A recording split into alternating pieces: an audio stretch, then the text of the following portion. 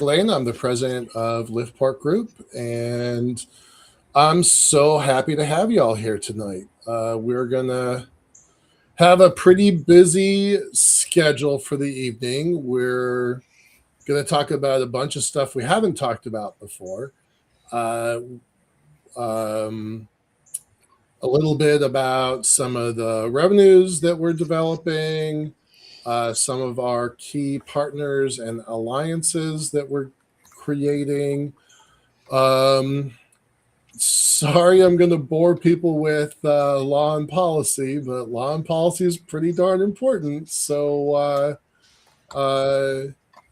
stick with me on that. And at the end of the show, end of the evening, we're going to have a fairly big announcement that we hope people will stick around for. So, trying to stick with our schedule. I'm going to go ahead and bring Sean on. Wes, glad you're here. Appreciate it as a contractor. And let's, Joe Luttrell, you're on towards the end of the show. So if you want to come on camera, you can. Just say so and we'll bring you on.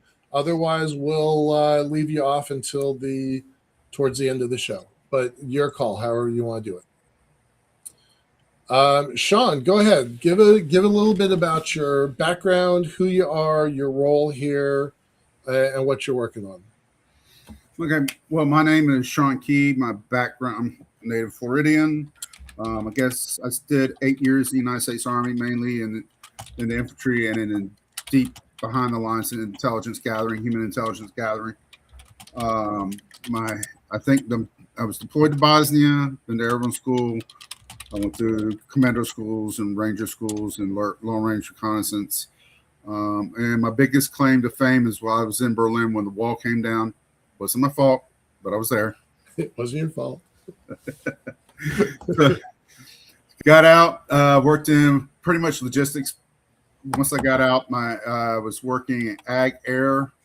I guess it's my other claim of fame is that when I was working at Ag Air, I was running a crew. We supervised helicopters fertilizing pine forests for private paper companies like Weyerhaeuser, International Paper, and those big paper companies. And my aircraft was the only commercial aircraft flying all day long, because I was in the woods and nobody could get a hold of me. All I heard from my pilot was, well, I wonder why the F-16s are flying by. Right. So, long story short, I almost went back in because I kept on getting notifications from the Special Forces wanting me to come in and try out and join them. But I had 5 kids. So I'm like, I can't, it's not fair to them. So I decided to go back to school, went back to school at an older age. And then that's when I stumbled on this guy, Michael Lane, talking about space elevators. And I thought it was an intriguing concept. So then I reached out to him, interned with him, learned a bit about the industry when I was out there in Seattle, interning with the original space elevator for the Earth base back in 2006. And then he offered me a job, went to work for him in business development. And then about a year later, everything just went kind of wonky with the economy and everything fell apart. We all had to go get jobs that we didn't want to do because this was more exciting, but we didn't want to eat soup all our lives. So and then I just kind of worked in corporate America, did some sales, did some stuff there, and then wound up working in a bank, went back to school, got my MBA with a concentration in finance.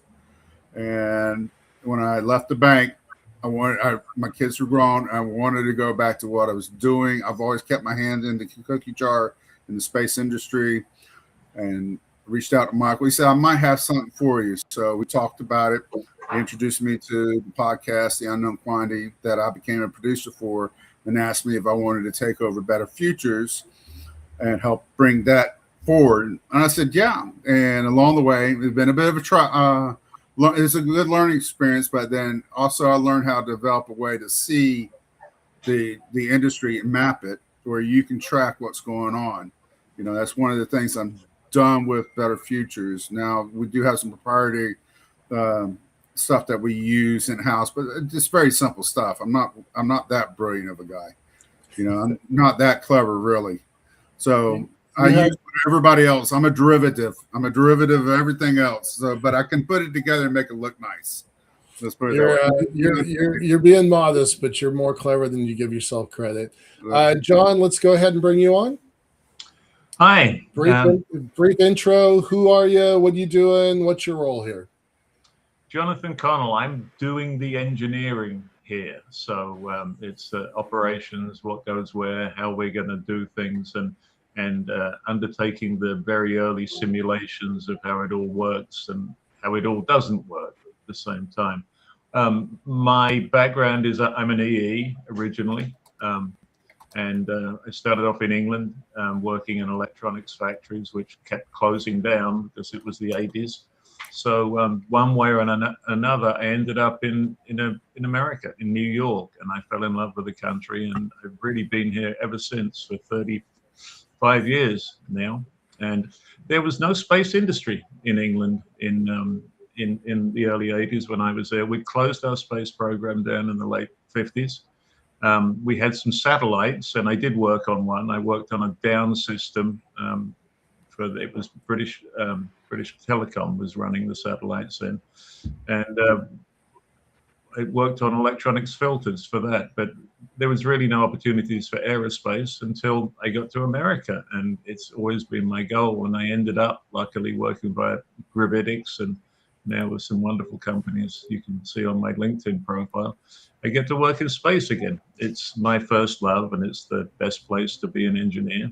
And there's room for new ideas still. We haven't got to the top of the stack of patents and innovation, and that's really exciting for me. So that's why I get up in the morning, the new stuff. Awesome. Love that. I'm going to bring in our two contractors. We have a third one going to be joining us later after 6 o'clock. Joe, why don't you start us off, and we'll see more of you towards the end of the show. But go ahead. All right, thanks. Appreciate that. So yeah, I'm Joe Luttrell. I run a company called Cube, and we build micro miniature satellites. And one of the things that LiftPort is doing here, I mean, Michael and I have been talking. I don't know how long we've known each other, off and on, passing each other in the dark, kind of thing. Yeah. And so I took on the task of building a miniaturized version of a test rig for the various components for the space elevator. And we did initial study. It looked like it was plausible. And then we built out an actual unit. And that's where my specialty is. If you give me a problem, I will find a solution. I'm a jack of all trades, master of absolutely nothing. I've built satellites, I've built rockets, I've built buildings, I've stood on the steel beams of an 8-story skyscraper, because that was my job at the time. I've been deep underground in sewers and in massive caverns that are man-made, sitting underneath DC, New York City, New Jersey, cities, everything. Just seen a little of everything and try and bring that to the table. Love it. Thanks a lot. And Wes, again, we're going to see Wes in later on this evening as well. But just as an intro, what's your role here? My name's Wes Ferris. I'm coming from the property rights side. My claim to fame is I claimed ownership of the 3 stars of Orion's belt in the early 2000s. And this was kind of a joke at first, but as time went on, the concept of property rights at outer space and getting the confirmation that that this concept is not in violation of any of the space treaties became more and more important. I've done about 7 test claims in 4 different countries over the past 15 years, just to ensure that the red tape that has been cut remains cut. I've wormed my way into the United Nations Committee on Peaceful Uses of Outer Space as just a guy. And now you start to see more private entities getting permanent observer status there. I met Sean about a year ago at the NSS ISDC conference, and where I was doing a speech on property rights there too. So I guess you could take a wild guess as to where I come in. Property rights in this project are going to become really important, and I'm here to see that the red tape that's already been cut remains cut for different aspects of this project. Love it, love it. I want to point out each one of you folks were kind of a little self-deprecating. I think you're all rock stars, so you guys can be as humble as you want. I know that you're good at what you do, so I'm grateful. All right, I nearly was a rock star, Michael, just so you know. So right, I was in a band that was nearly famous in the 80s. Right. Yeah. And I did play with I was in a band as well, and my boss was in the Country Music Hall of Fame. Yep. Rock stars among us. Believe it or not, we're already 5 minutes overdue because we all went long on our intros. I've been at this for 25 years building elevators. This is LiftPort's 5th attempt at building space elevators, so hopefully the 5th time's a charm. I'm gonna skip my bio because I figure if you're watching this, you probably already know a little bit about me, and I'm in the absence of keeping us on schedule. I'm just gonna skip that. I want to talk a little bit about, and I'm gonna have Wes and Joe drop off the call here. We'll see you guys in a bit. And now I'm going to just kind of move on with the regular scheduled program. Some of our stakeholders have been asking us about revenues, and I wanted to be really clear about that. We are a logistics company. We are an infrastructure company. And while I 100% am committed to revenues, evaluating us based on revenues at the stage that we're at is it's misleading. It's misleading. If you're building a toll bridge, you don't ask for revenues before the bridge is built. You have to build the damn bridge before you can start charging tolls. Now, that said, we do have a subsidiary within LiftPort Group to focus on media development, and Sean has been working on that for about a little over a year now. And that side of the business has been doing what it's supposed to be doing. We've sent out several proposals in the last couple of weeks since our last show. We sent 3 to a sovereign nation. I'm not going to name that one yet unless it turns into something interesting. I'll know they've scheduled a meeting for middle June, so I should know something by the time we do our next update. We have a very large space advocacy organization that has asked us for some proposals. We've submitted them. They like what they see. We submitted for a 5-year, very ambitious plan. They pushed back with, let's have a pilot test, a lower stakes test. And so I just talked to them about 3 hours ago. We've got a meeting scheduled for tomorrow. So neither of my team know that. So that's new news for them since the last time we talked. So I'm pretty happy about that. I was a little worried because I thought that project was dead. I thought it was dead on arrival. Turns out the woman was just having a very busy week, and there was nothing about our proposal she didn't like. She likes everything about it. She's trying to push it forward. But the week got away from her. So it was 10 days. So I was worried, but she was like, I'm sorry, I was busy. That's it. So that's it. That's right. So that's in motion. And I submit a different proposal to another media group that I really can't say very much about because it'll be obvious if I say too much. So 3 proposals to a sovereign nation, 1 proposal to a large space advocacy group, and 1 proposal to somebody you would know, but I'm not going to say who yet. So 5 proposals in the last 3 weeks is a lot. So fingers crossed about that.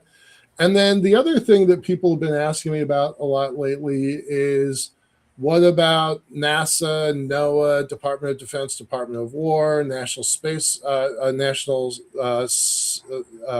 Foundation? To be really clear and blunt about that, we are not submitting proposals to those organizations right now. We are too small a team. We will not win those proposals. And honestly, they are just a time sink that we don't have time to put into because we're actually trying to build something. And the choice was made unanimously not to mess with that right now. That said, I'm 100% sure that we will do that, and we will have dedicated people on that team that focus on uh, that kind of business development capture.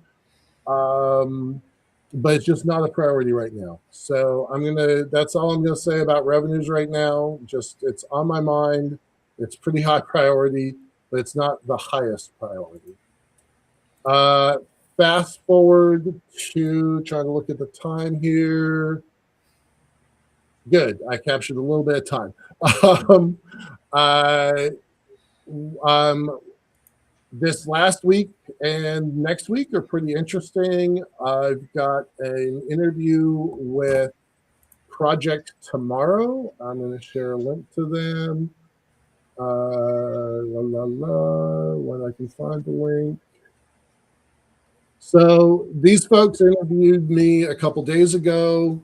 Their interviews get typically 100,000 views, so pretty happy about that.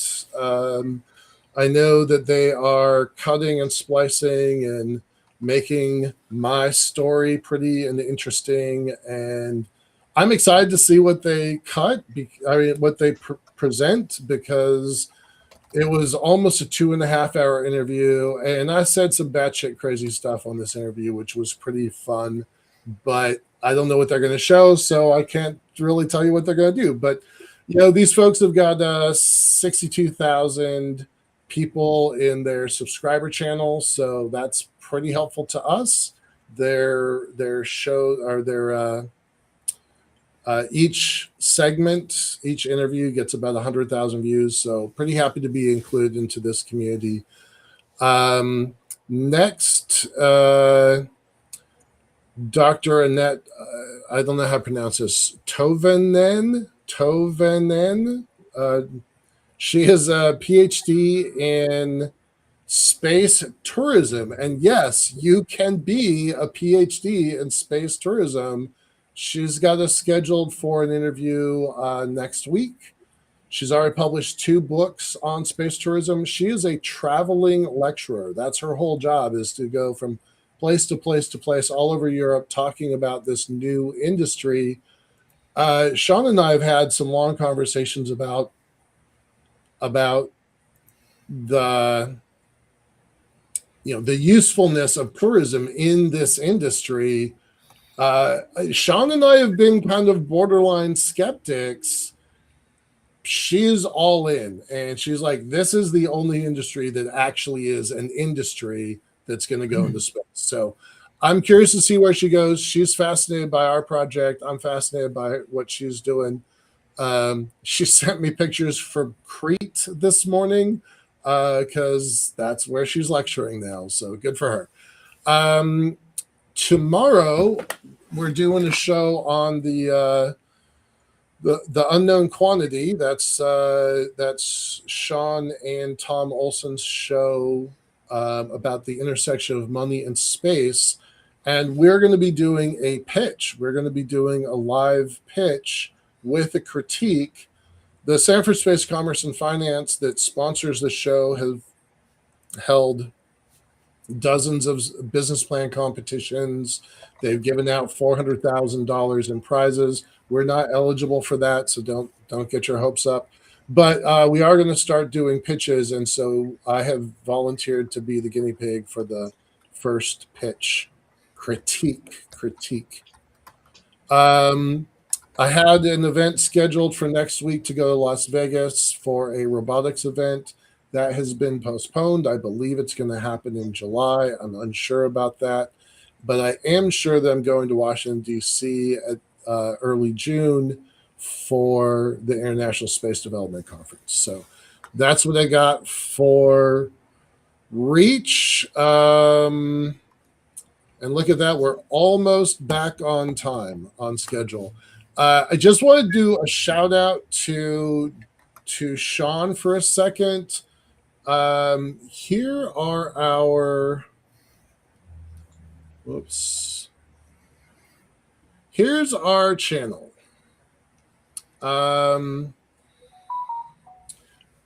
In the last 90 days, we have gotten 51,000 views on our YouTube channel. So Sean made some changes to what he was doing delivery wise.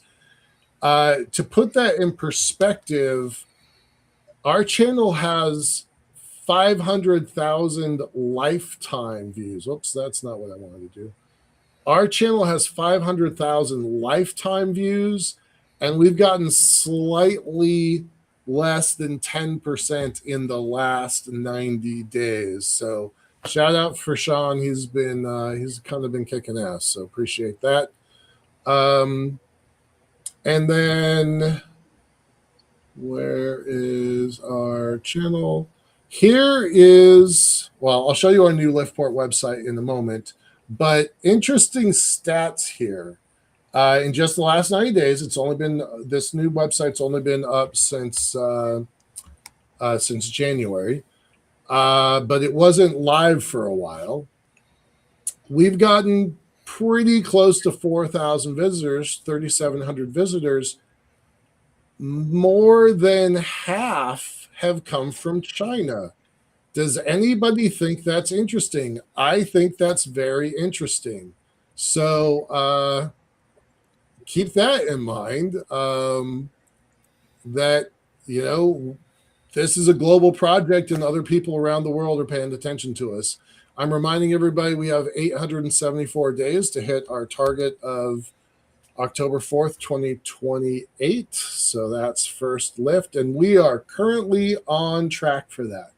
The only way we stay on track for that is if we raise capital the way that we have to on the cycle that we're aiming for. So I blasted through a bunch of stuff.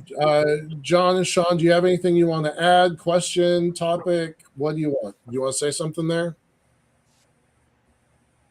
Ooh, but I picked No, I just go ahead, John. delay. So just give me what that is, and then comment. Say again, John? You're having a delay? Say something to me, please. Okay. I'm going to keep going. I was getting. I want to talk about. Right. You're getting what? Yeah, I was.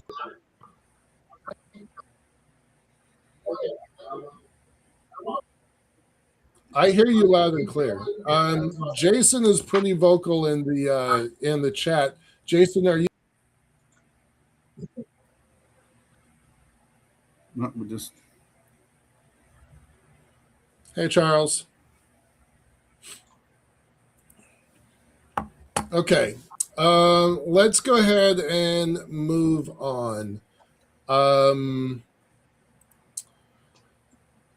You know, I pointed out that China is looking at our website almost 2-to-1, more than 2-to-1 compared to folks in America. Push to talk. Thanks, Jason. Not helpful. So I wanted to take a look at the federal policies that are in place regarding my file. Is my file up? Nope, it is not. Hold on. In the last many years, there's been a lot of development around space policy. And I know that that's not everybody's favorite topic, but I promise you, we cannot build this thing that we want to build without it. So we're going to take 5 minutes and just 5 minutes to bore y'all to death around policy. I put together a quick document earlier today, but I wanted to look at this framework that we have.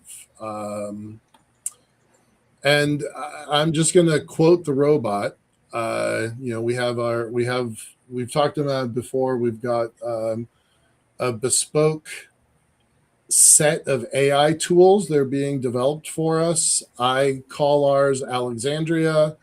So I was asking this, so I fed a bunch of files into to Alex, and she came up with this. And I'm just going to read it verbatim. Across both Trump administrations, and I intentionally, by the way, I didn't skip Biden and I didn't skip Obama, but certainly the big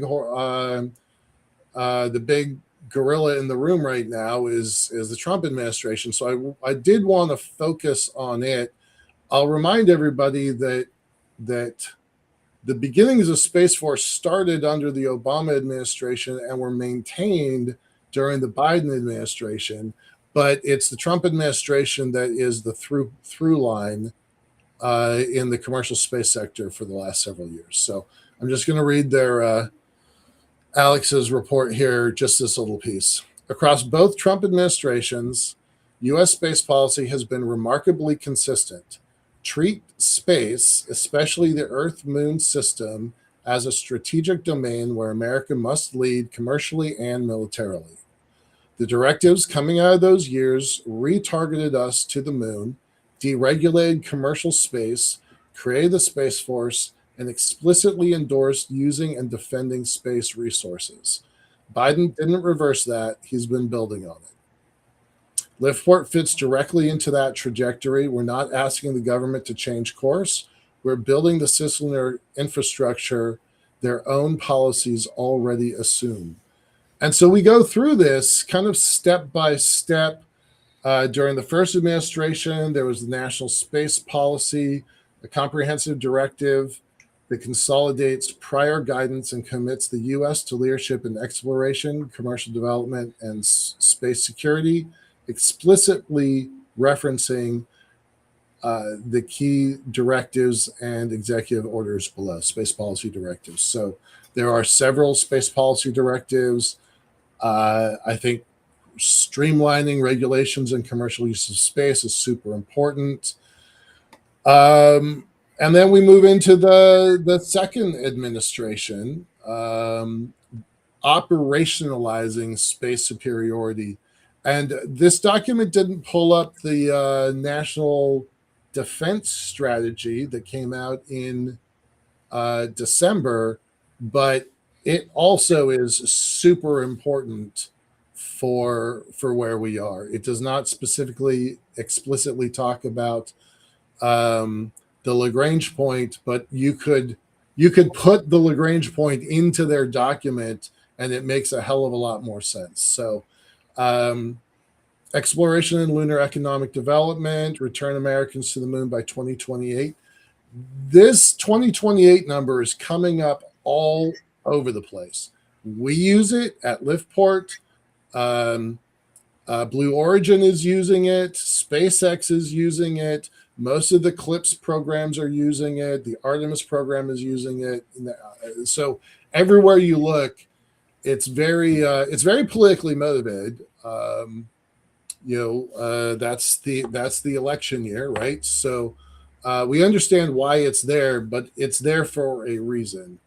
And that's all I'm going to talk about for this. If folks want to dig in deeper to the space policy piece of it, I think it's really important. I think I don't think we're going to succeed with our project if we don't have a very thorough understanding of this. Okay, let us switch gears here. Let's talk about money. Jason, thanks for your feedback. I appreciate that. We're not really doing a lot of feedback on the show on this one, but I do appreciate that you gave us the all clear on the audio. Thank you. Appreciate that. All right, let's talk about money, Sean. Couple My favorite days subject. for the last month, just to set the stage, we've been talking nonstop about capital raises and valuations and who are we and if we're going to really raise money. And remember, 874 days. The only way to hit that is to have the money in fast enough to get the engineering done, right? So the money has to come before the engineering does. So, given that background, what do you want to talk about valuations? Well, with what we're doing, I had a question was asked about what you think we're value at right now, and off the top of my head, it's at around 10 million. Of course, some people push back, namely you, and I said, "Well, let me go dig into it." So I pulled up a couple of. I just did a quick off the cuff valuation, but I did pull up some of them. I remember, then had AI find me a couple more, and then I ran the test, and 10 million is spot on. Pretty much is middle, maybe a little bit under, but it's pretty much middle of the road. 10 to 12 million is where we're at as far as valuation. And I ran 4 valuations that are very common in the industry, and we sit at the 10 to 12 million mark perfectly. And so let me explain how that usually breakdown is. All right, you have the intellectual property of the talent, which is me, John, Michael, even some of the people are assisting us with the legal and stuff like that. And then you have the probability, what's the prospect going forward? We have we have our research that we've already done that has pre-IP. It's not IP yet, but it's pre-IP. That's the value. So these things all add up. And every one of the tests I ran, they do them a little bit different methodologies, but they came to around about the same amount. And so let me share I got a quick rundown of some of that real quick. Let me share my screen. No, not that one. See if I can do it this way. Because it's actually a document. I would have to upload it. Okay. Anyway, so I can, if you give me a second, I'll read off just a couple of it right here. So, all right, there's the Berkus method, which has us at roughly about 10 million. So the total, and this you got to remember is part of the project. The goal is to be at L1. We have to be at L1. That's a premium. All this that we've done is without the premium. All this I've done was without the premium. They know it's there, but they based it off without the premium. That premium changes everything. It does. So everybody who's listened to us, keep that in mind. So this is just our value as basically a startup. It is $10 million. So the Berkus method, you can look it up. It's roughly about, it's around 10 million, between 7.5 million and 10 million. So that puts it at 8. But then it makes a note that this does not include the premium. Let's see here. The scorecard method. Now, the scorecard method starts off with a baseline of 2 to 5 million. That's a range. And then it adds multiples to it. And when we got through with the calculation, let's see here, it puts us at roughly 11.3 million. That was one of the higher ones, right? Scorecard? No, there's one that's even higher. One's a little higher than that. Okay. Yeah. The replacement cost asset-based valuation. So it has the accumulated research pre-IP, the recruiting equivalent financial professional, which is me, the engineer, the lawyers, time to market advantage years, because we have been doing this for a while. Once we do the IP filing protection, especially the number. The one thing I do want to point out is that all this was also had the caveat that we do have a test coming up in November, national launch test. So that plays a factor into it. So just want to keep that in mind. And it has us at, this is the absolute floor at 9.2 million for any premium for uniqueness of the L1 concept, market timing, or option value. And finally, market comparables. Look at Rocket Lab, Robotics, Orbit Fab, cisLunar Industries, Momentus, they're all pre-revenue, 10 to 15 million, 10 million, 8 to 12 million, 5 to 10 million, 15 million. My ask is 10 million, which is squarely within the range of what we would expect at this stage. So all these things together, evaluation 10 million. Yeah, I did it off the real trick was that I knew what my value was, knew what John's, I knew what yours, and knew what the lawyers were. Rule of thumb in small businesses that you double it and then you add 10%. So that's where the started, just to give you a number. And then when you push back, I said, all right, I got you, buddy. We'll just do some research on this. So, and it started to come up, that way. The breakdown's pretty much the same. The one that I pushed back. So I'll tell you, everybody, I was trying to come up with a valuation, and I had this at a range of between $7 and $12 million. And I was on the low side because I was focusing on the replacement value, right? If you went to Google, if you went to SpaceX, if you went to Rocket Lab, and you're like Intuitive Machines, and you're like, okay, we're gonna put 10 or 15 smart people in a room, lock them together for 45 days, feed them pizza, and then let them come up with a result. How easy or how hard would it be to replace and replicate what we have done so far? And that is probably the biggest concern that I have, trying to be grounded about where we are.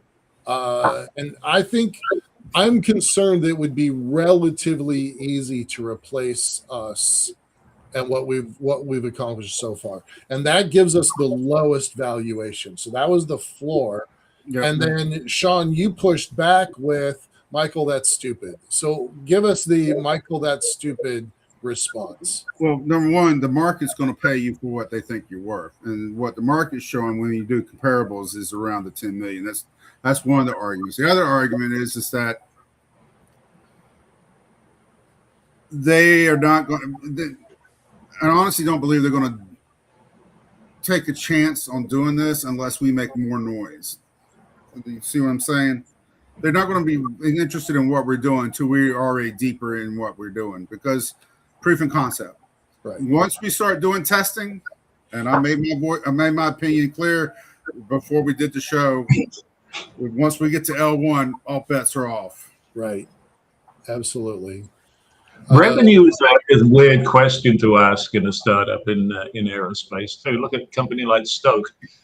You just burn money for 5 years, sometimes for 10 years, but it's then you make money with the thing that you built. So yeah, $850 million in the last 2 years that they've raised, and they're not trying to generate revenue yet. Like, it's not a part of their business model. So it's weird for us to be focused on revenue the way that nobody else in our industry is. Well, you know, this whole thing, the valuation started because you had went to talk to somebody and they gave you a bunch of pushback, and you briefed us on what it was. And I'm like, that's not right, as far as the revenue and then as far as the valuation. And I started digging again. And so, I'm one of those people, I have a gut feeling that I'm right, but when I get pushback, I'm going to make sure you understand that I'm right. Right. we can make guesses about that because we know our mass transfer ratio, how much we can move in a month either way. So you could put a dollar value on that, and you could compare that to the cost of using propulsion, and it's tiny compared to it. So we would be winning from the point of view of dollar per kilogram both ways by a mile.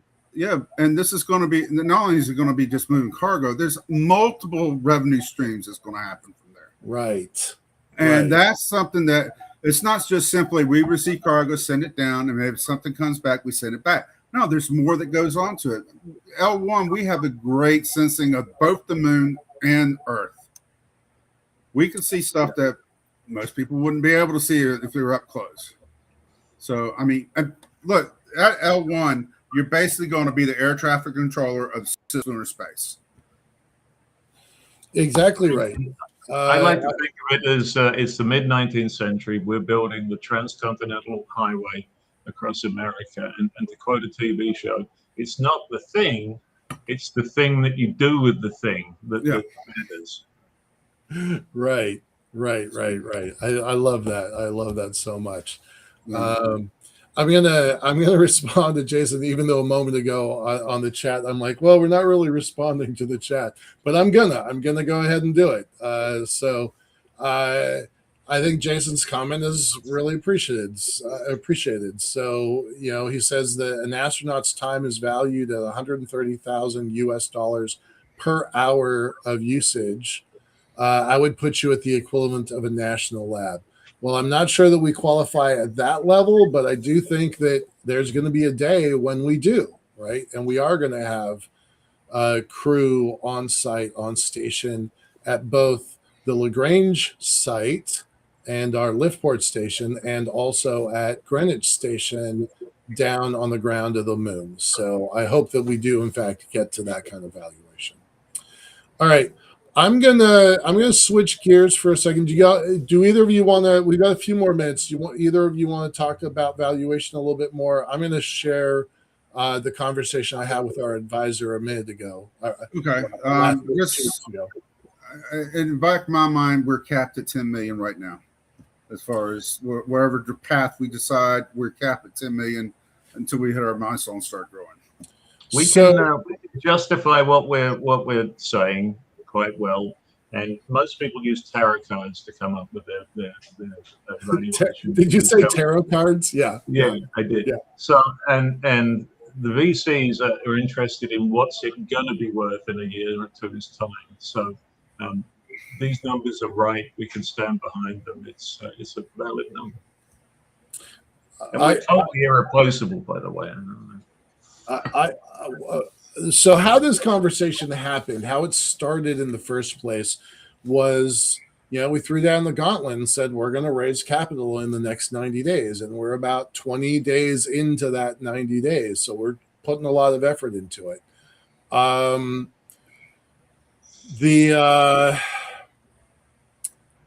had a talk with one of our advisors, and he's a pretty smart guy who's been through a lot. He's been through five capital raises. 5 different companies that each had capital raises. He's had some successes. He's had some failures. He's currently in a success. And so we had almost a 90-minute call just digging in on this one topic. And at first, it was just going around in circles. We couldn't really come up with an answer that satisfied anybody. But then it started making some sense. Couple things. I told him about that 7 to 12 million valuation number. He came back with a number that, let's just say, I pushed back on hard. I'm like, I wouldn't even accept a number that low because I don't think it's real. Keeping in mind that this guy set the bar this time last year. So a year ago, he valued us at 3.5 million, not quite 4 million. I'm like, all right, cool. That's where it was before John was an active part of the team, before Sean took on this role on the team, before any of the lawyer stuff started showing up, before we committed a satellite with Luttrell. Before we had done anything, it was mostly just me, mostly just making plans to make a plan. And even then, he valued us at 3.5 million. Well, then fast forward, we actually have a plan. We actually are executing on that plan. We don't have blueprints yet. Blueprints are expensive. We don't have blueprints yet, but we have plans to get to blueprints. We have AI partners and new models being built specifically around us and for us. And so he came back with a number in the 5s and 6 millions, and I'm like, no. I was a hard no. It was like I shut down that conversation. I wouldn't even consider that as a valuation. And I pushed back and said, look, we are bigger than we were. We've done more than we had done before. So no, I wouldn't consider that. And then that's when that part of that conversation came up. He was pushing for revenues, and I didn't have it at my fingertips to push back and say, you wouldn't ask a toll booth company to have revenues yet. So I didn't have that one at my fingertips, so I didn't respond to it maybe the way I should have. But keeping in mind, we are going to do some revenue stuff. That's part of our announcement at the end of this at the end of the show today. So that conversation was just circling and circling and circling around valuations until we kind of got to this eureka moment that we shouldn't do a valuation right now. We should not publicize a valuation right now because it will hurt us. It will hurt us. So we've been talking for a while that we're trying to raise $20 million off of phase A, 30 million for phase B, and 300 million for phase C. We talked about that in the show last month, but that's digital development in A, hardware testing for what we learned in B, and if A and B work, then we move straight ahead to construction, and that's 300 million in phase C. So the longer we don't put a price on ourselves, the better off we are. And I thought that was actually really wise counsel. So that's our official position. We're not doing that. We are raising $20 million starting now. There are steps along the way. We are going to issue what's called a SAFE document, a simple agreement for future equity. I want to say as clearly as possible, this call is not a solicitation for our equity. We're not doing it on this call. No how can you be a part of our investment stack because of this call. All right. I hope that is as clear as possible. But that said, that is what we're doing. And we are actively engaging with accredited investors to hit these numbers. Phase A, 20 million, phase B, another 30 million, phase C, another 300 million, total of 350. So we are engaging in that. We have had very strong conversations with one of the biggest banks in the world, and they have verbally, with a hell of a lot of caveats, committed $50 million if we raise the first $50 million. And there's another bank that is very credentialed in the space sector that is committing 1 million if we get the first 4 million. So we love those folks, and we're doing what we can to get them on board. But none of that is checks in the bank yet. So we're trying to do our valuations as fairly and honestly as we can, and the SAFE is the plan. Okay. Any comments to that, y'all? I feel like I've beat that to death. I was going to move on, but we actually are a little ahead of schedule. Did you guys say anything about that? SAFE is the way I've seen it done before. That's a normal route. And yeah, we're doing it right. Yeah, and it fits us. It's safe for everyone. The investors understand what they're getting, and we know when they're going to give it to us. So it's good. The SAFE document is the Y Combinator de facto standard that is been used in tens of thousands of transactions. What I really like about it is you don't have to price yourself at this stage.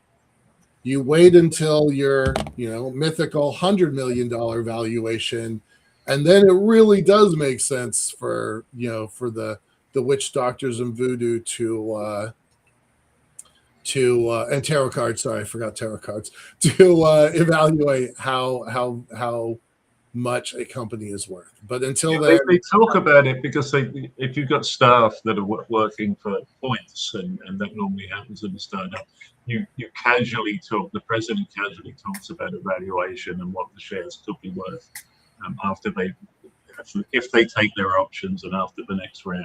Blah, blah, right. blah. So it's conversational, but not real.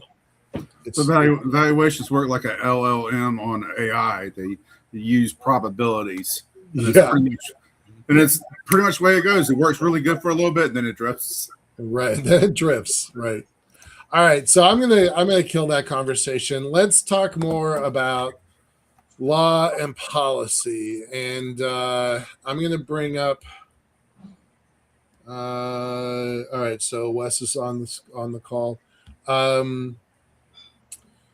Sean, if you could reach out to Dr. Bat and tell him we're going to bring him on soonish, that would be great. We don't need him right now, but I don't think he's even available until 6 o'clock.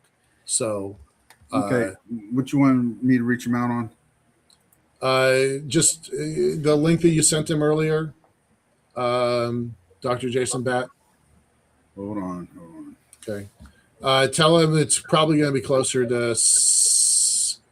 I'll put Wes in front if he's running late. So we've got some time. I just want to give him a heads up that between 6 and 6:20 or so. All right, let's talk about lawyers for a second. I'll tell you, this is not my favorite topic. I like lawyers. I don't have any lawyer jokes to say about them. A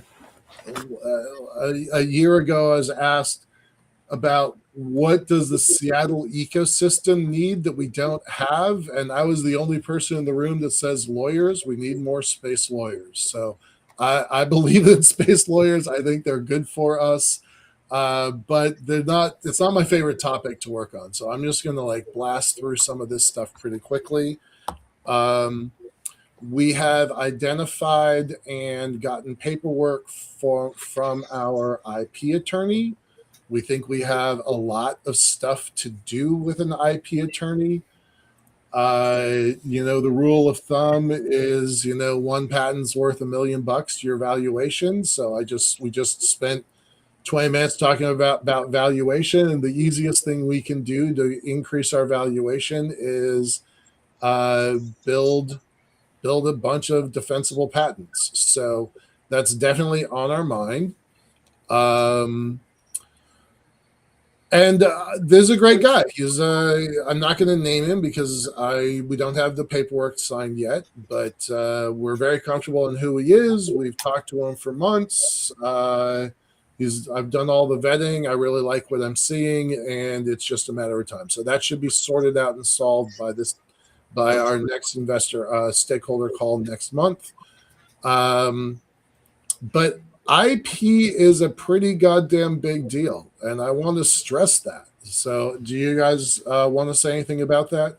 Yeah, it's true. I know a merchant banker who is in acquisitions, and they generally, if it's a utility patent and it's a good one, and they generally allow $1 million per patent.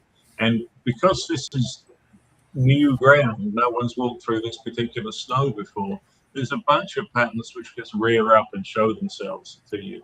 And we're going to get those filed, and they're to do with how we actually do this. They've got applications elsewhere, but there's a lot of cool stuff we'll file IP on in the first year of the business, no doubt about it. We did not pursue a patent portfolio during the first version of LiftPort for a lot of reasons, mostly because we were just too busy and it didn't matter that much to us. Absolutely the wrong approach. My mistake was the wrong approach. So we're definitely flipping the script on this one to make sure that we've got our IP stuff locked up as fast as we can. Sean, you want to say anything else to that? Yeah, because even when so they're going to boot you in the post IP, and of course that's more tea leaves for the witch doctors to look at. whenever it comes time for evaluation. There's value in patents. That's gonna be the signature line of this show. Tea leaves for the witch doctor to evaluate. Nice, excellent, but also true. All right, cool. All right, the next one. So, this one was harder to decide. So here's what I did for numbers 2 and 3. There's the corporate attorney group, and then the capital raising attorney group, and they couldn't be more different. They couldn't be more different. One team has over 1,200 attorneys, not support staff, just 1,200 attorneys. They are a top 100 billings attorney in the U.S. So they are a giant firm with a lot of capabilities. And honestly, I thought we would get lost in an organization like that. I was not enthusiastic about reaching out to them. I mean, they reached out to us. Let's call it what it is. I mean, both of these all three of these law firms have sought us out. So it does that's kind of fun actually to kind of be courted like that. But I thought maybe we would get lost in the shuffle of such a large firm. And I had a really candid conversation. I'm like, well, to the woman who courted us, I said, we're a kingmaker organization that if we succeed, we bring a lot of people with us to succeed. And she didn't understand what I meant by that. I'm like, well, if we're going to raise $350 million, it's a very safe bet we're going to spend 10 to 15 million on lawyers. So you would be the person who brought us in and you would be responsible for this, and that makes you a partner. And she had such a fun grin on her face. She was trying to rein it in, and she's like, well, that is that, billings is one element of when you're being considered for partner. And I'm like, oh, that's such a lawyer thing to say. She's like, good. That was going through my head the whole time you were talking. I was like, yeah, they have an incentive. Right. Yeah. So that was good. I really liked the interaction, and I do have a commitment from them that she will bust her ass to kind of make this offering work. The other side of it, totally different. Smaller firm, only a couple dozen lawyers, Wall Street focused, capital raise focused. That's kind of all they do. So when we start dealing with ITAR, when we start dealing with FAA, FCC compliance requirements, they can't do it. The folks in New York cannot do that job, but the other folks can. So that's why we're starting to switch between good old ITAR. Exactly, Joe. Exactly. So I was really kind of vacillating between pick one attorney versus the other, one team versus the other. And I realized at some point that distinction was stupid and a waste of my time. So we're not doing that. We're going to pick them both, and we're going to use them for what they're good at. The final two things is Washington State status. I learned a couple days ago, about a week and a half ago, that we're out of compliance with Washington State. So that's just a chore that has to get done. I thought it was going to get done today. It definitely is not getting done today. Sean, did you see that email? Yeah, I saw that. It's going to be a couple weeks before we get that. So there's a Gordian knot that needs to be split apart and figured out. So it's happening. It's not where I'd like it to be. I'm a little frustrated. The three of us vacillated on whether or not to create an entirely new company or resurrect the old company, because the old company does have history and legacy, but we didn't want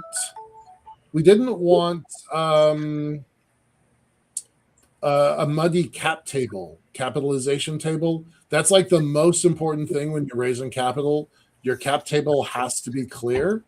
And so we were really concerned about that. Turns out that's probably not a problem. So I just got to sort it out with Washington State, get it sorted. But so that's it. Those are the 5 pieces. We're going to stick with our schedule and bring on Jason, Dr. Jason Batt. And perfect timing. Are you ready? Hey, how's everybody? Hey, great. Great. You all can hear me? It's good. Yes, loud and clear. Loud and clear. I would like you to give a little bit about your background. We're going to talk about data rooms, story-driven examples, and we're also going to talk about the moon, elevators, and papers, right? So those are the kind of topics. Absolutely. We've got only about 10 minutes, so we want to get through this briefly. But background first. Who are you? Yeah, I can be super fast. So I've been in the space industry coming on 15 years. I originally got involved through the interstellar angle. I am not an engineer. I am not a data scientist. I am actually a mythologist. That's what my PhD is in mythological studies. But I primarily went after that because spending time with space companies, a lot of startups, I realized that the one thing that everyone needed more than anything else was how to tell their story better. And you've got incredible ideas, brilliant. We are going to change this, and then yet could not figure out why are other people not getting excited? Why don't they share our passion? And so I specifically went after a degree in mythology with a focus on Joseph Campbell as my theoretician. Went to the school that he put down. I'm actually on staff with the Joseph Campbell Foundation. And, I would probably say I'm the one person that's the expert on Campbell's fascination with space, which a lot of people don't know that in the last few years of his life, his very last book is called The Inner Reaches of Outer Space. He got really excited about Arthur C. Clarke's 2001. Was even looking at publishing a magazine which had science fiction in it. So those last few years of my life, he really gravitated towards what space could do for us as humanity. Love that. No, I did not know about that in his book. Yeah. And so through that, I've become really a consultant for a lot of different startups in both the space and the AI space. On my website, jbot.com, jbatt.com, I list myself as a technological philosopher because I can't figure out anything else that really works. It's either that or wizard, and I'm okay with either one of them. I think you're a wizard. I've spent time with you. I definitely think you're a wizard. I appreciate that. You might have a couple of witch doctors on this call too. Right. Even better. You missed it a few minutes ago. We were talking about valuations and words like tarot, voodoo, and tea leaves all came up during that conversation. All right, so I've got pulled up your example of your store data room. So tell us about the data room. Why does it matter? Why is this one different from what we typically see? Let me do this. Actually, if I could throw you out a different one, if I could throw you out a link. Sure. Yep. No problem. I'll throw it in the private chat right here real fast. Okay. Try this one just because that other one is a fundraising, and I want to kind of go more towards the investor funding route. Here's one of the things that ended up happening. I started working with a lot of different startups, and they would end up having this really, and this one fits you guys, it's the moon. They would end up having these great pitch decks, and then it would come time for the data room. And the data room would often just be these Excel files and these contracts. And I mean, they would have everything they would need. Mm-hmm. But the problem is you release that to an investor, and the investor no longer has you guiding them, probably in the most critical amount of data. When the investor is looking through the data room, what guides them? Yeah, you can click on the nice little colored buttons up there. This is an example site, how we can theme it, how we can make it look, whatever the design is. And so I decided, you know what? We have a wonderful world now where we can plug things in. And so I basically created what I call Prism, which is story-driven data rooms. You basically overlay a pitch deck, but every single thing is touchable. So story is layer one. Mhm. Every single number can pop up to the next level down into the dashboard. Everything here will click one more and can go into a detail, and then you can go to the full financial model. There's the next one, and you go into the appendices. So everyone lets you get another layer down, but what never happens, the investor, the person going through the data room, never escapes the narrative, because Right. the why and the how sometimes are so loud, but they can get lost in the numbers. And this allows you to go through it. And so right now we're building this out for you guys.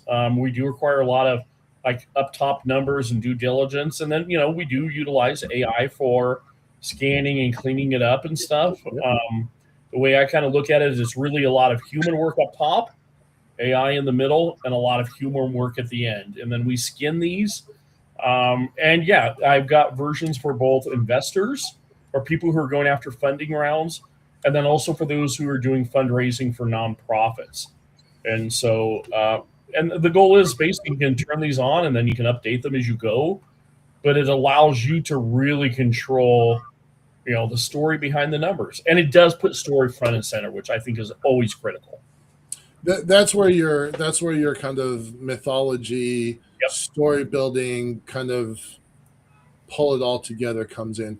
I love that. I was sold immediately, and we do have a complex story. We do. It's not an easy thing. It's not selling Kool-Aid on the Yep. on the front lawn. It's a complex thing that we're doing. So I did feel like it was worth the investment to go ahead and build out a deeper level of this, and for that I'm very grateful. So thank you. We've got we got about 10 more minutes, so that's good. Looking at our clock here, we're on good. We actually have 13 minutes, so I'm pretty happy about that. Let's talk about the moon. Let's talk about elevators. Let's talk about papers and advisory councils. Some of this stuff is still kind of a work in progress. But how'd you get involved with the moon? How'd you get involved with elevators? How'd you get involved with interstellar? Why are you a good person on our team? I know the answer, but I want you. I will say, like most things in my life, complete accident. So the involvement in space, I've always been fascinated with space. I was obsessed with space from the early age. My dad took me out to see the Leonid meteor shower. The next day I bought Asimov's Foundation, and then I bought my first telescope. Right. But I took a different path. Was a high school teacher for a number of years, then became a COO of a private school. But the whole time I kept thinking, man, this is not where I want to be. And one night late, I was surfing around. This goes back 15 years ago. And I think it was on io9.com. io9 was like, check out what DARPA is doing. And DARPA had put out basically hey, we need a request for some proposals, presentations on how can you keep a humanity-driven or humanity-focused, non-centralized space initiative going internationally for 100 years. They go, there's no really great model. And actually, there were several great models. And so I quickly, this was 10 o'clock at night, the deadline was midnight, I wrote 3 pages. And I sent it in, and I forgot about it. True story, I was 2 weeks later, I'm in the hospital. My third child, Ashlyn, had just been born. And I actually had her in my arms, and I got my phone rang. I picked it up, and it's this guy by the name of Paul. And Paul's like, hey, I'm from DARPA, and we're doing this really cool thing down in Florida called the 100-Year Starship Symposium. We'd like to have you come down and speak. And I'm like, sure. I was thinking I'd get, I've done panel presentations. I'm going to be shoved in the side room. No, I was on the main stage in front of 3,000 people and so many astronauts. And but that kind of was what took it off. The next year, Dr. Mae Jemison and Aliris Ullman wrote the actual proposal that won the seed funding from DARPA. They Okay. launched under your Starship. And the first thing they ran into is they're like, wow, we have all these presentations from the symposia. We don't have anyone that knows how to wrangle content. And I'm like, I got that. Right. So I ended up editing all of the symposia papers. I've done that now through 5 different events and conferences. I'm sitting at somewhere right now, roughly 3,000 pages of interstellar scholarship that I have personally hand edited. I just want to like point that number out, y'all. This is going to come back to us when we do our announcement later at the end of the show. 3,000 files, all focused on the advanced math of interstellar development. Yeah, and then I worked in other places and other things, and yeah, I mean, there's and it was great. We had amazing people that first year. I mean, I was excited. I was geeking out. I'm sitting here editing papers by Stephen Baxter, and I mean, all these great. But one of the papers that got me was this one by a guy by the name of Peter Swan. And, I would go on and connect with Peter Swan later at multiple events and IACs and at Breakthrough Starshot and Breakthrough Listen. Peter Swan is, president of the Space Elevator Consortium. And I got geeked about space elevators. And ultimately, space elevators became real central to the interstellar narrative because if you're going to launch interstellar efforts, you've got to find better ways to get stuff out of the gravity well. Right. And then lunar elevators came onto that. I've been a massive proponent of the Lunar Village. I'm glad. I like the idea of Mars. I think Mars is a distraction right now. I think the moon is hands down the best bet for us truly fully inhabiting this solar system and then beyond. Yep. I think if we do not put our effort into the moon, we are going to regret it. And right now we're at this wonderful moment where we can do it. People are excited. People want to see people living on the moon, period. They do, yeah. And a lunar elevator makes perfect sense because what that does is that activates the resources of the moon, and it activates that ability to go out and inhabit the rest of the solar system. Right. It's just getting people to realize that one key technology piece is the linchpin to uplift the whole damn system. Yeah. Oh, you had me at elevators, buddy. Yeah. So yeah, I worked with Under Starship for years. Past that, a couple other things I did. My partner in a lot of this has been Alaris Allman. We launched a thing called Deep Space Predictive Research Group, which really our focus there. We realized after all this is, man, you're sending people into deep space and onto the moon, and yet we're expecting everybody to be like the right stuff astronauts, and now you're sending up people that are mechanics and engineers. How do you make sure that people welded into a Buick shipped across the U.S. technically, with all the doors closed, are not going to murder each other? Right. And so we began working on behavioral technologies and have made some great partnerships with French Space Agency and others with a lot of our different behavioral intervention and technologies through that. So there's a few other things I've been doing. Project Lodestar is a space ethics white paper group, kind of a think tank, primarily founded between me, Alaris, and the Cal Poly AI ethics team. We decided to take their team and apply these guys are the ones who know AI ethics. Yeah. Dr. Patrick Lynn and Wes Rist and Keith Abney. And we also created a space ethics white paper and focus on that as well. Let's see what. I'm associate editor of the Space Philosophy Journal and editor-in-chief of the Beyond Space Policy and Law Review. So there's that. I didn't know about that group out of Cal Poly. I know some of the folks that are really into Dr. Andrews down in Arizona State U. Yeah, great. If you needed connections. Yeah, ASU has been great. I've done stuff with them, did economics groups. Yeah, quite a few things. Yeah, ASU is amazing. Cool. Right on. I did some stuff with ASU. Daniel Innocenti is an architect, a space architect, and he's a professor there. I know the name. I haven't met him, but I know the name. Yeah. We don't have him on the team yet, but we're fishing. We're trying to get him on the team. Yeah. Do you, John, Sean, you guys got any questions for Dr. Bat? No, but he brought up a point about, how can you going to put a bunch of people in something essentially a Buick and send them off into the dark and expect, hopefully you don't want to kill each other. And I've argued about that case for a couple months now. I even wrote a small article about maybe developing a guild. I mentioned about how, you had the guys out in the desert for the Mars Society doing their analog. I don't like that location because you can still get out and get away. Take it where there's some real skin in the game, like the South Pole. Yeah. Where you make a mistake, there's a cost. And that's the point. And what I used to do, I don't think you were here when I mentioned it, is I used to do long-range reconnaissance. And we had skin in the game. And you had to get along as a team. You had you had to be buddy-buddy. You had, figure out how to work together as a team. And back then in the military, it was blunt force trauma to get you to get work right.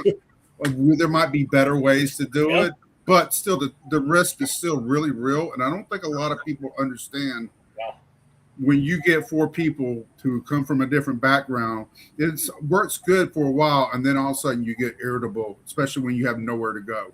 Yeah. I see studies in I think it was in NASA Tech Race where they suggest long-term happily married couples would be good the same languages. And certainly in the case of my marriage, it would work really well. We would love that a couple of years. There'd be a couple of deaths in that too. No, there absolutely would. Right. You'd probably have a few people that claim they were happily married, and but no, I think get swingers and send them. Well, we won't get into that, but that will happen. I mean, it's the question of not when or if, it'll be when. But I think people don't realize I'm very supportive of the analog community here. I think they do a fabulous job. I think the one thing I always give as a caveat is we cannot truly produce a legitimate analog because of the penalties and the risk the risk factor here on Earth. And then to even say, even if we do Antarctica, right now, some of these analogs work well when you're talking about from here to the moon. But once we start talking deep space, out past the lunar environment, we do not have a legitimate analog capable. We don't know what's going to happen to the human condition. We don't even know what's going to happen to the human mind when it's separated from the polarities of up, down with gravity, sun, moon, all these binaries that define us on an evolutionary level, and we remove those. Yeah, the constants. They're constants and they're gone. So those all need to be considerations. Yeah. So these are the kind of things when we bring you on as a technical advisor, what we're looking for from all over, and we're anticipating hundreds of technical advisors to really pull this off.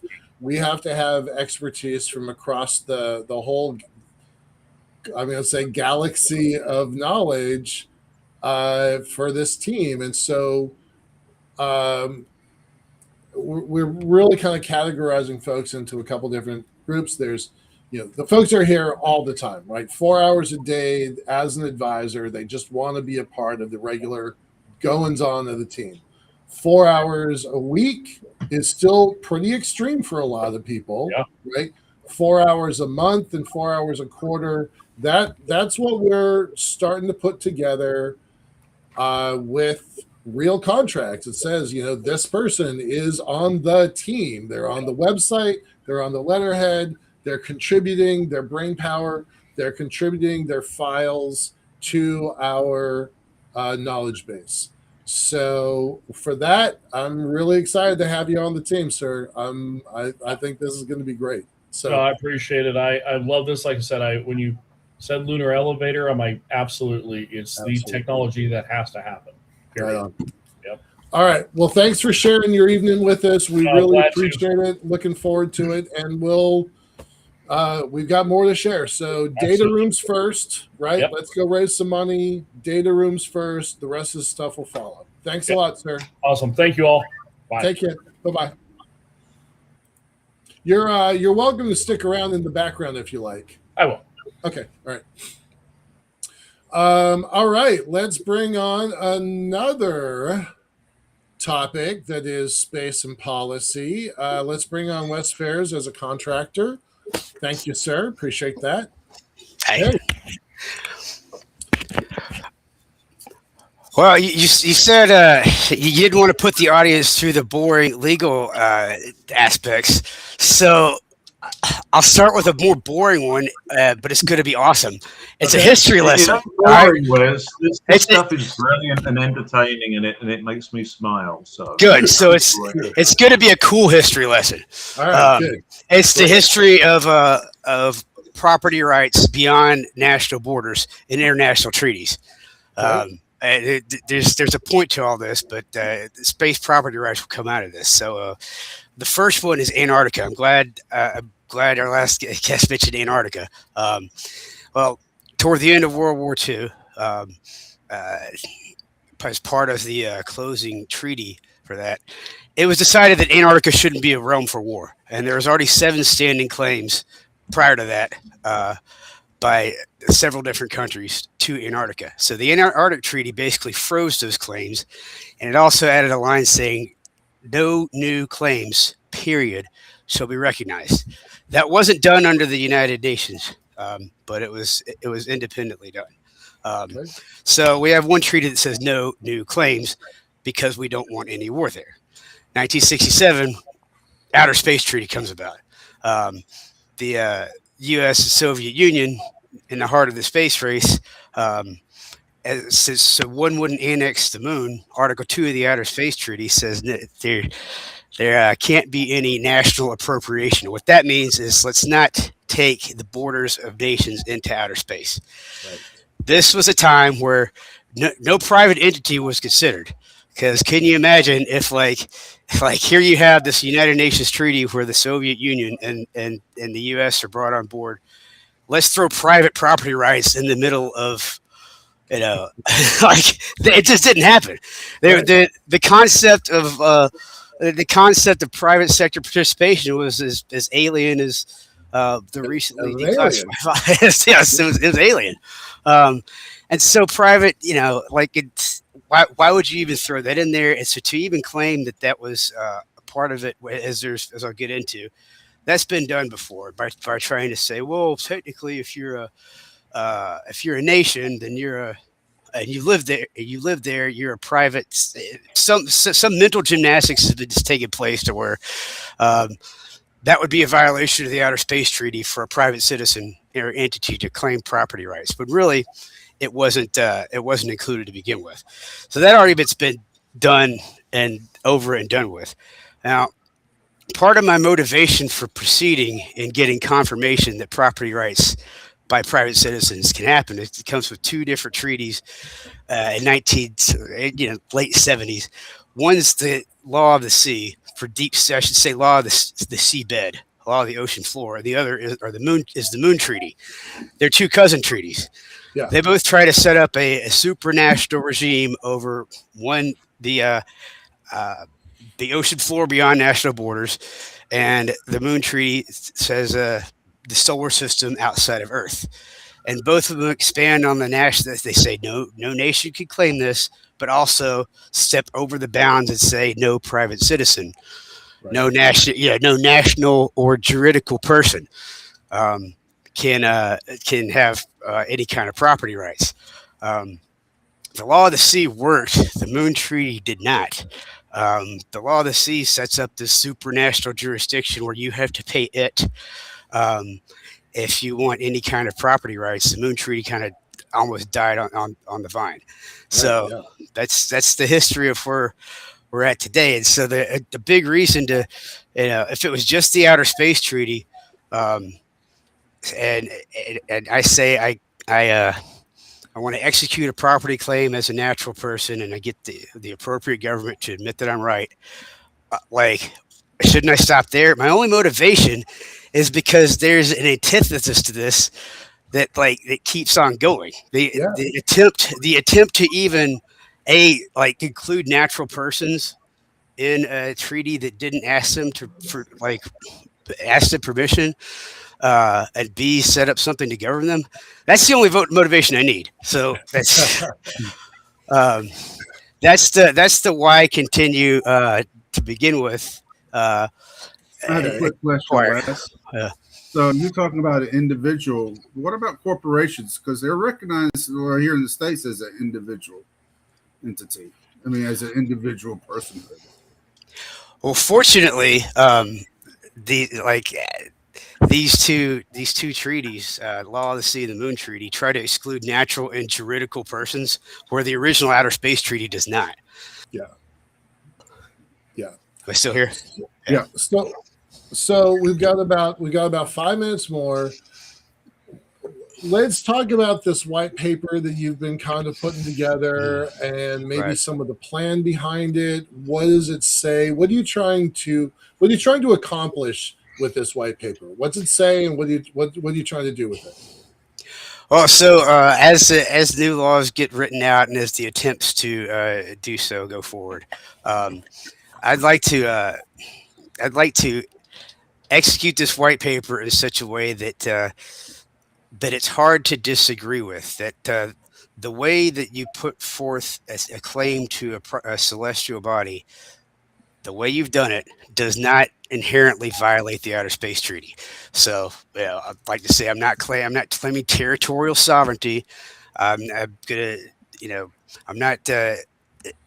not claiming that a nation has to have my back on this, other than to say this, since it is not under the Law of the Sea, reference the language there, since it is not under the Moon Treaty, reference the language there.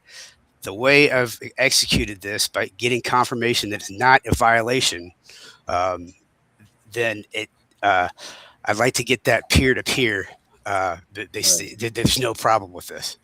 Not just governments, not just just it's the other space lawyers that I'm going for this, and also to say that, okay, there's further laws that could be written that haven't been written yet, but at this time, it's well, this could also influence those laws too. What's that, Sean? So this can also influence that too. We're hoping so, right? Wes has gotten 3 different secretaries of state signing 5 different secretaries of state signing different documents on these claims. There's a giant hole in, I'm going to call it, the real estate market of space. Yep. And until we get these things sorted out, it's not even as clear cut as the Wild Wild West. People talk about it's the Wild Wild West of space. The Wild Wild West had really clear cut rules. If you put a barbed wire fence out, if you planted a cherry tree, that was your property, right? We don't have that up there. I'm a big fan of space lawyers, and the hope is that we'll get a bunch of folks to sign off on this white paper that then leads to a generalized agreement. I'm not saying the Artemis Accords. So the Artemis Accords are a generalized agreement that we all 67 nations have agreed to generally this set of policies. We would like to have a white paper that has some mass adoption from influential people in the space sector. And I'm excited about what you're doing there, sir. Right. I do want to switch gears a little bit to the Technical Advisory Council. We just mentioned that kind of. We did, yeah. And I want to kind of point out some of the things that we're asking our advisors, which is, the papers that we're getting from you and from other people. It's your choice. You don't have to just you're not giving me unrestricted access to your hard drive. You're gonna pick and choose the documents that you're gonna share with us. And then also there's secondary elements of this is a widely shared document, or this is an ITAR restricted document, or this is a partners only document. So that's going into the technical advisory council. I forgot to mention it when we were talking to Jason. I wanted to make sure that we got it in here. We're starting to run out of time. Is there anything else you wanted to say on the white paper or the property rights component? I'm good. Unless there's any questions, that's where I'm at. Okay, all right. John, Sean, any questions before we wrap it? We only have 30 minutes left. No, I'm pretty good. It's a beautiful plan. I can see him implementing, and it's very exciting to see it emerging out of the book. It's great. Love it. All right, cool. Thanks a lot, Wes. Thank you. Appreciate it. Bye-bye. Thanks, I'll Wes. see you on board. Yeah, feel free to stick around. All right, we are moving into the hardware half hour. We're going to try and get through this pretty quick because in our last 10 minutes, we do have an announcement that we're going to make. Let's bring on John. John's here. Why don't we talk about how LC works, digital twin, and lunar orbits? Go. Okay, so let's talk about how it works. One of the things I've noticed is you tell people you're working on a lunar elevator, and they say, "Oh, that's so cool." And then about 5 minutes later, they say, and they have that question. So the other thing everyone says is, "I thought Earth elevators didn't work," and they're right. They don't work. So Earth, okay, Right? there's Earth, and let's put the moon way on the other side of the screen. Perfect. Okay. Okay, so now let's look at the moon here. We're going to be right about there on the moon, Right. and we have an anchor point and a tether that runs up to the L1 point. All two body systems have an L1 point. It's I'd like to think of it as a gravity well, but it isn't. It's a gravity saddle. It's where the 1/r squareds match. If you go one way, you get blown in that way. One way, you get blown in the other. And then following the L1 point, again, tethered to the lunar surface, we go way over towards Earth. We're thinking about 150,000 miles towards Earth. And we're going to put kilometers. Kilometers, I'm sorry, yeah. We're going to put a large mass at the end of it. So one of the fun games to play is this stretch from here to L1, which is 56,000 kilometers, I believe. So I've got a climber. It's an electric climber, and there's a tether at the bottom, and the climber starts climbing up the rope.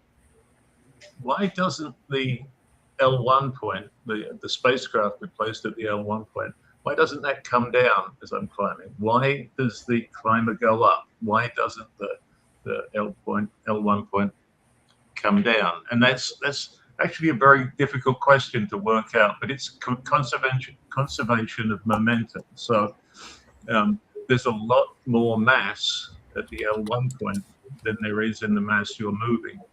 Right. So you can make it wobble by climbing up. It'll wobble a little bit. Over a long period of time, it may even need station keeping, but it won't move. And it's also tethered again to a large weight over by Earth. So that's how they climb. And again, once you've gone up from the lunar surface to the L1 point, we transfer onto the L1 to Earth leg of the cable. And it's the same story. We're moving along that cable. The Earth is sucking in this case. You can power the system too. We have solar power, which will get it up to hundreds of kilometers an hour. But it's we will wobble the big weight, but it won't move very much. And some station keeping will be necessary in the long term. But so that's how it works. I remember when I started off in electronics factories in the early 80s, there was 1,000 women working in these factories doing electronics assembly, and the new interns they'd send them down to the stores to ask for ridiculous things. And one of the things they were asked to get is a skyhook. They said, "Get me a skyhook. I need to put a ladder out in the middle of the." Right. Well, this literally is a skyhook. It's a skyhook that you can climb out. You don't want them ever sending you down for grease nuts because it gets ugly. No. No. Let's talk about, we've got about 5 minutes left. Let's talk about digital twins and some of the stuff you learned about these lunar orbits recently. Okay, so the goal, we use a lot of AI, and we're developing our own specialist AI to help put this together and to share with friends of the company. So we've developed a series of equations to express the position of anything and the masses, the forces on anything. So in any point along this cable, there are equations that will express the gravity and the forces from the driver and exactly what's going on, one or two moving on. It's a very complicated system of equations. It's simultaneous differential equations, which are imponderables, but we've put them together with AI, and we can look at all of these variables at the same time. It's an interesting question. If you look at, we use a polymer material as our tether, and it's 150,000 miles long. What's the speed of information along that cable? What speed does information move down there? Well, information moves at the speed of light. But if I knock that cable, bam, that sound, that impulse is going down that cable. How fast is it moving? Right. And the answer is it's moving at the speed of sound in that particular material, which is pretty damn high. But right. That's how long information takes to arrive at the other end. So you will get compression, expansion waves, possibly waves in the other axis, which will move down. And this all needs to be simulated. We have to understand the compression waves, which is the cable in tension being released. And we believe we will also get broadly sinusoidal, or we can Fourier analyze them in various axes. And one of the patents we're working on is, this is basically now an audio analysis, remember, which the software is well established. We can understand the spectral content of that oscillation we're seeing, and we can throw weight exactly tuned to correct that oscillation. And that's a patent. It's a pretty cool patent. So we'll be able to keep it in line, and there's points along it. So we know that L1 is particularly useful for us, and also for launching missions out further in the solar system. Using our trusty AI, we've also noticed that L1 and L2 for the moon, there are no stable orbits between L1 and L2. But if you ask the question, are there fairly stable orbits that with a little bit of station keeping? A little bit of like wiggle word, fairly stable is a different ounces answer. of thrust, not hundreds of pounds of thrust. And there are halo orbits between each one where you can bounce backwards and forwards. There's a lot of stuff you can do, and this traverses the moon, of course, too. So that's useful for observation and broadcast and a million other things. But it's a very good parking lot too. So you need some navigation and some small thrusters, and you can bounce halo to halo or circular to circular between L1 and L2. It's very useful. I want both of you to kind of chime in. We only have 2 minutes here, but I want you to tell a little bit about how you're using the AI tools and the beginnings of this digital twin, and I'm going to say something about that too. But Sean, you go first, and then John, and then I'm going to do it. I'm sorry, I had to do something real quick. What was the question again? Oh, I'll have John do it first then. Okay. How are you using the AIs at the earliest stages of our digital twin tools? Well, I had the AI, and we've got some very special AIs that you, the public, haven't seen yet, which are tuned to do what we want. But I have the AI set up an equation for every part of that. So for each leg of the journey, and for every stress that's caused by a motor or a drive or a breakage or anything in the journey, we come up with equations. And the AI likes working in Python. It doesn't matter what it works in. So we can invoke Python equations for any given point.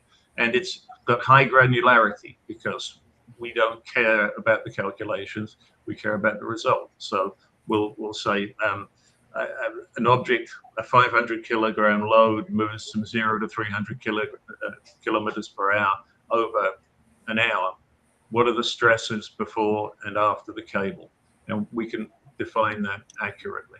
And that is super hard to do. You cannot do that on the standard LLM from, Kmart. I said that on purpose, but and we're working on looking at the. We know that the cable will get sinusoidal oscillations in it, which we can correct with our system. There's no way to simulate that right now. The cable, from the point of view of engineering simulation world, is more like a fluid because it's vanishingly thin and exceptionally long. So it's more like a fluid, but it's a challenge to simulate. But we think we've created the digital twin that gives us good results by a lot of simultaneous Python work. I would caution you to say we're at the very, very beginnings of that knowledge. This is true. Yeah. Sean, quickly, because I don't want to eat up Joe's time. All right, real quick is what I'm using it for.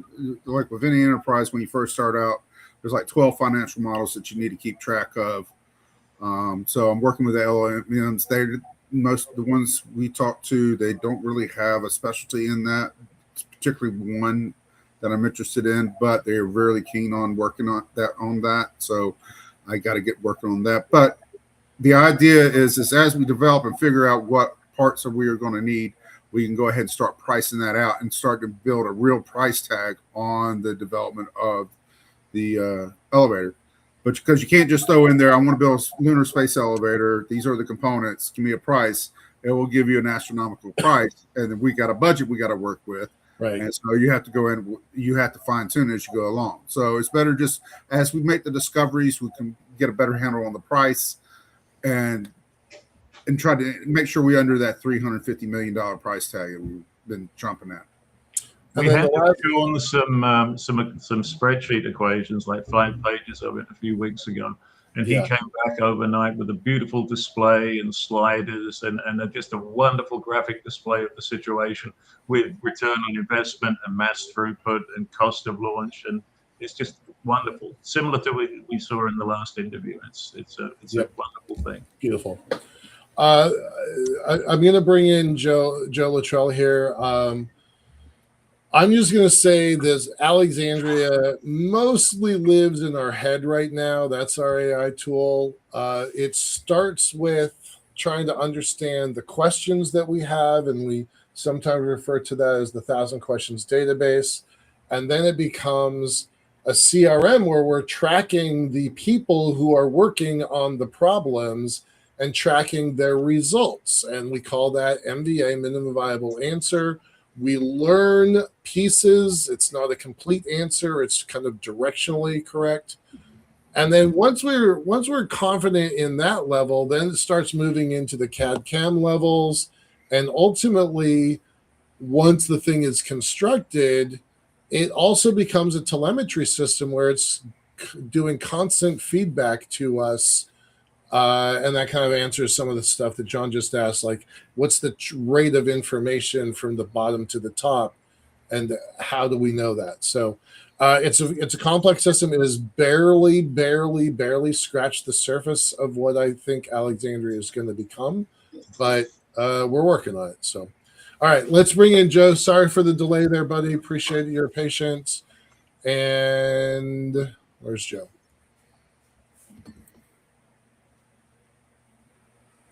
There's Joe. Hey. Hey, Joe. Hey. It's neat that you guys are talking about the AI stuff because, we use AI here as well, only in a slightly different way. We use it as a process engineer check. So we're doing all the engineering, but it's like, okay, are we certain of what we are doing being the correct answer? And so we've put all of our data into this AI. He actually has his own name. He picked his own name. That's RJ. And RJ just does a sanity check whenever we're doing something. Is that like formal testing where you take all the inputs and all the outputs to all possible values? Yeah, that's great. And we plug Awesome. that in That's and great. say, okay, are we violating any of our own rules? Are we violating any rules of nature?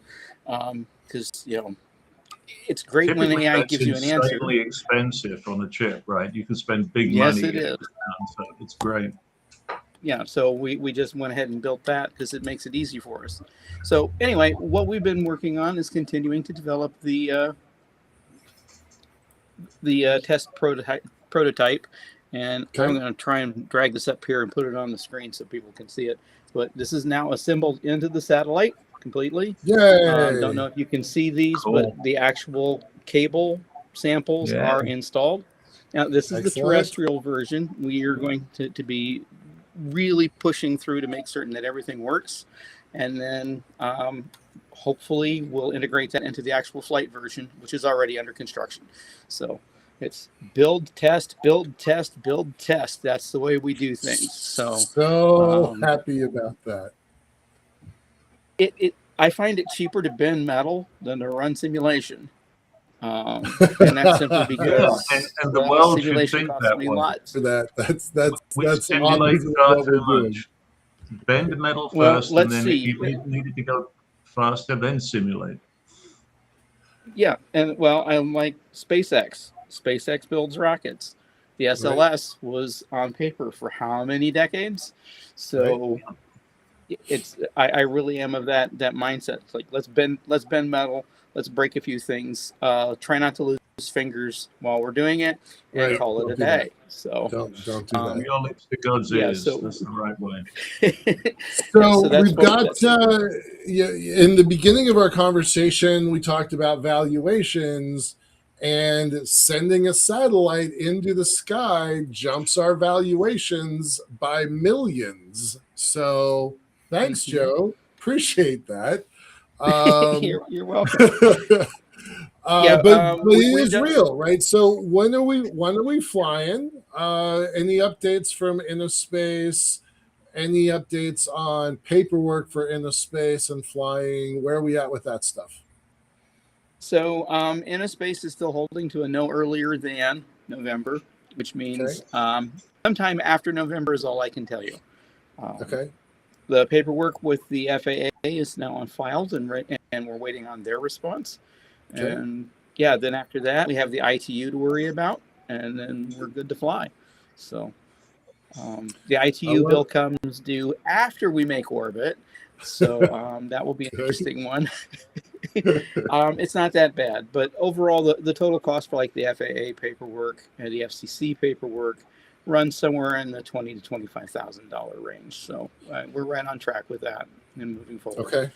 All right. Great. So we're doing everything we can to keep the costs down. Okay. All right. I will tell people that I'm not going to go into the details of it, but we did talk to you about 2 other potential missions.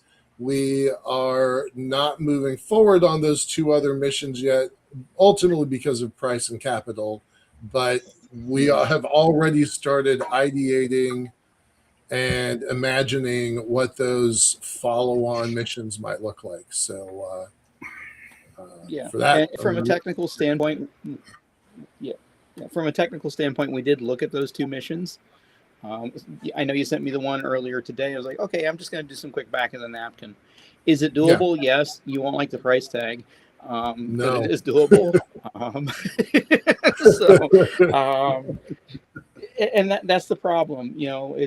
I'd still believe in the cheaper, faster, better. Pick any 2, because you have to have constraints, and financial constraint is something to consider.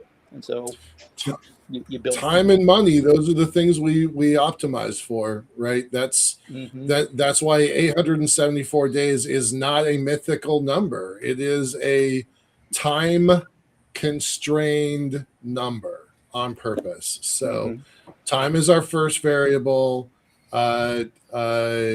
Capital cash is the second one, and everything evolves out of those 2. So okay.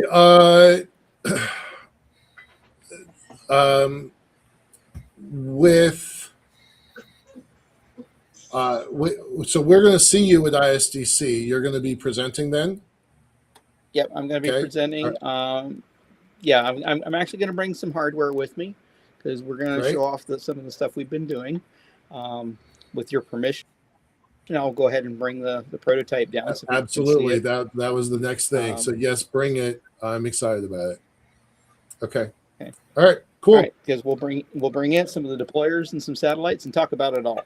Excellent. Super excited about International Space Development Conference the first week of June. So it'll be fun. All right. Let's switch gears to the last minutes. Thanks a lot, Joe. Appreciate it. And we'll talk again soon. All right. All right. Sounds good. In our last 10 minutes, I want to talk about. Was I frozen? Am I still frozen? No, we can hear you. Okay. All right.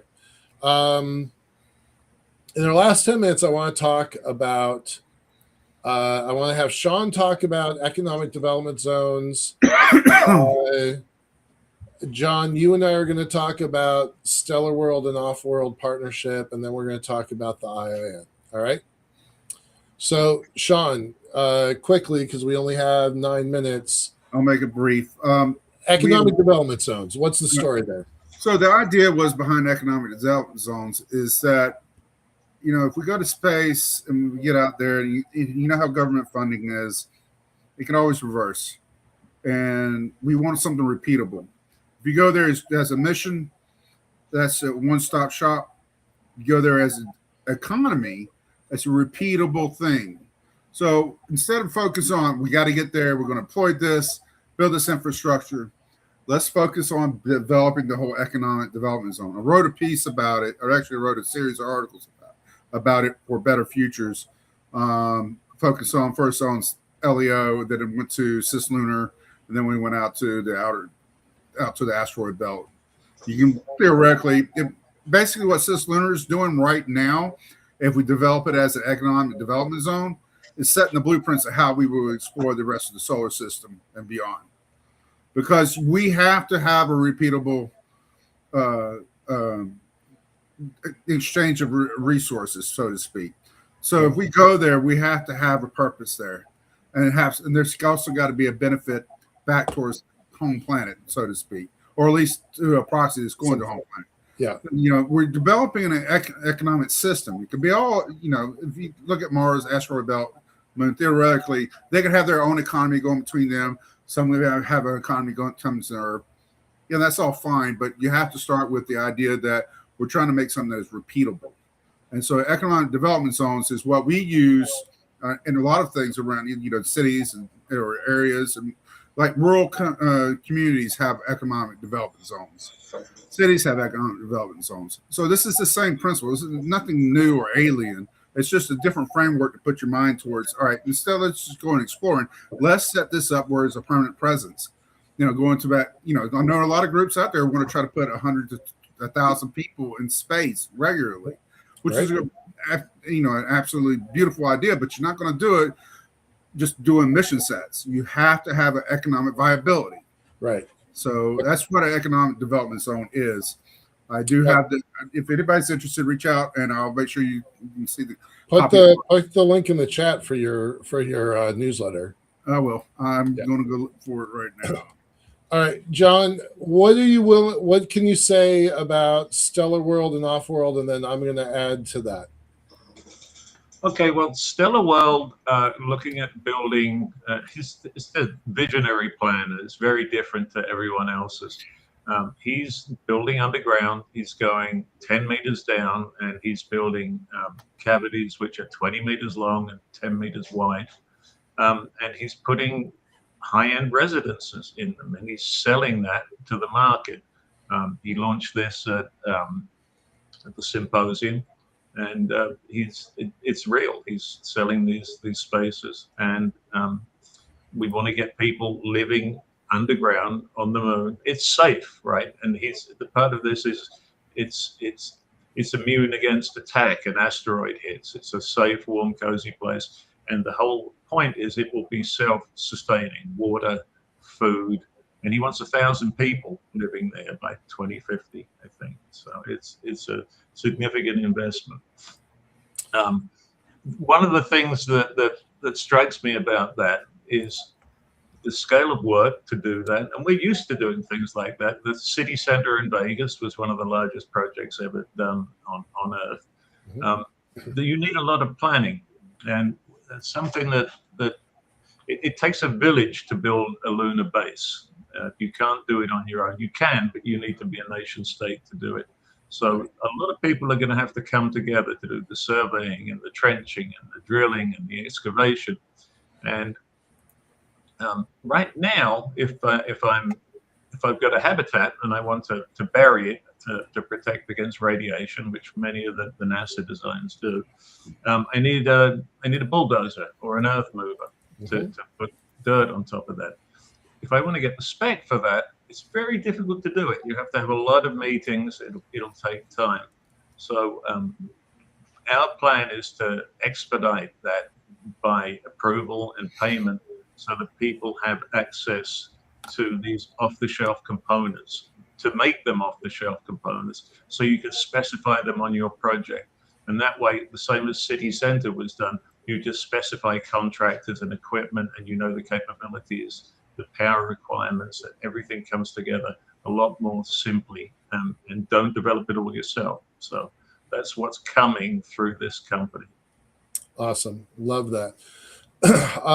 So take economic development zones writ large, like all the places we want to go, but the moon first.